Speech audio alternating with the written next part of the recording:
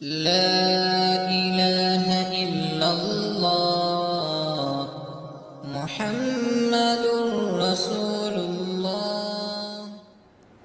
یہ جو کتابوں میں لکھا ہے فقہ کی کہ جانور کی 7 چیزیں حرام ہیں، ناجائز ہیں، اس پہ بھی بعض لوگ اعتراض کرتے ہیں یہ حنفیوں نے اپنی طرف سے نا ایک حلال کو حرام کر دیا۔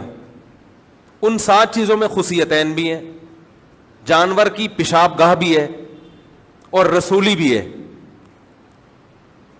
بھائی یہ اسی وجہ سے فقہاء نے اس کو ناجائز قرار دیا ہے کہ یحرم علیہم الخبائث، نبی کا ایک وظیفہ یہ بھی تھا کہ وہ خبیث چیزوں کو حرام کر دیں گے۔ تو اب ہر چیز میں انگلی پکڑ کے نہیں بتایا جائے گا یہ حلال ہے یہ حرام ہے، کچھ چیزیں تو بتائی جائیں گی، کچھ اصول اور ضابطے بتا دیے جائیں گے۔ جو جانور کے رسولی نکلتی ہے وہ گندا گوشت ہوتا ہے جو پھوڑے کی شکل میں آتا ہے، اس پھوڑے کو کھانے کے لیے الگ سے حدیث کی ضرورت نہیں ہے کہ پھوڑا کھانا حرام ہے جانور کا، سمجھ میں آ رہی ہے بات؟ اس کے لیے اتنا کافی ہے کہ وہ گندا گوشت ہے، وہ غلیظ ہے۔ اسی طرح یہ جو خصیتین ہیں یہ بھی پیدا کرتے ہیں گندگی کو۔ گردے جو ہیں وہ پیشاب کو فلٹر کر کے نکال دیتے ہیں، گردے پیدا نہیں کرتے گندگی، جبکہ یہ سے پیدا ہوتی ہے گندگی، الگ نہیں کیا جا سکتا گندگی کو اس سے۔ اسی طرح یہ جو پیشاب گاہ ہے یہ بھی کوئی ایسی چیز نہیں ہے جو انسان کھائے، یہ سلیم الطبع انسان اس سے نفرت کرتا ہے۔ اب اس پہ دلیل ہم سے مانگتے ہیں قرآن میں کہاں لکھا ہے، حدیث میں کہاں لکھا ہے؟ بہت سی چیزیں حدیث میں ہوتی ہیں، اس کے لیے تفقہ چاہیے، بصیرت چاہیے۔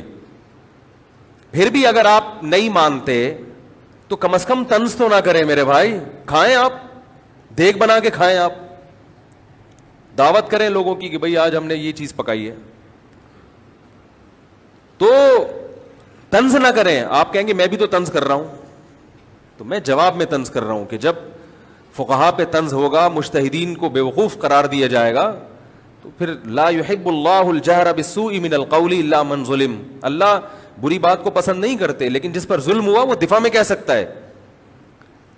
اختلافی مسئلہ ہے، بعض مجتہدین کہتے ہیں حلال جانور کی سب چیزیں حلال ہیں، تو ٹھیک ہے ان کی رائے ہے، وہ بھی قابل احترام ہمارے لیے۔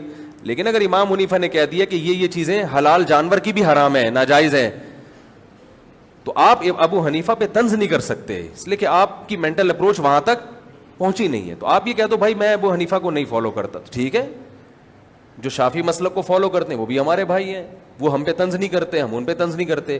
لیکن جو طنزیہ اسٹائل ہے نا، یہ جہل مرکب کی دلیل ہے، یہ اس کی دلیل ہے کہ آپ جاہل بھی ہیں اور آپ کو یہ پتہ بھی نہیں ہے کہ آپ جاہل ہیں، سمجھ رہے؟ کم سے کم پتہ تو ہوگا مجھے نہیں آتا کچھ۔ تو جب لباس کو پاک رکھنے کا حکم تو باڈی کو اس سے زیادہ، اور انٹیریئر جو ہے وہ اس سے بھی زیادہ، تو اس میں کوئی مشکوک چیز بھی نہ جائے، جس کے تبھی امام حنیفہ نے اس کو حرام نہیں کہا، مکروہ تحریمی، ناپسندیدہ۔ تحریمی کا مطلب غلط، چھوڑ دو، لیکن ایسا حرام نہیں ہے جیسے سور اور کتا حرام ہے، کیونکہ اس میں اختلاف ہے۔ تو ہم بھی کہتے ہیں مکروہ ہے بھائی کھانے کے لیے، اور تم کٹاکٹی جا کے کھا رہے ہو کم بختو، معذرت کے ساتھ، تم اور کھانے کے حلال چیزیں کم ہیں دنیا میں۔ کٹاکٹ میں دونوں قسم کے آتے ہیں، وہ والا کٹاکٹ، تو کچھ اور بھی تو کھا سکتے ہو۔ تو یہ اور اس پہ بہت دلائل ہیں، لیکن وہی بات ہے ٹاپک ہی چینج ہو جاتا ہے، پھر میں الگ ہی ٹریک پہ چل نکلتا ہوں۔